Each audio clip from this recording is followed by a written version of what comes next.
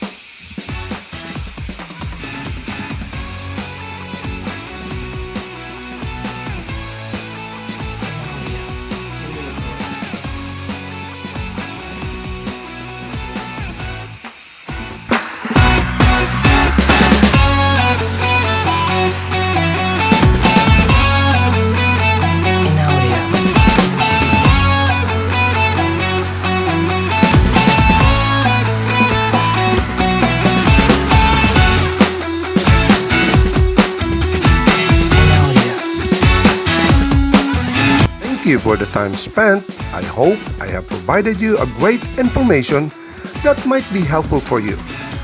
I wish you have a great time in watching it. Please like, share, and subscribe for more. And don't forget to hit the notification button so that you will not miss any of our future videos. Don't forget to smile always and have a great day!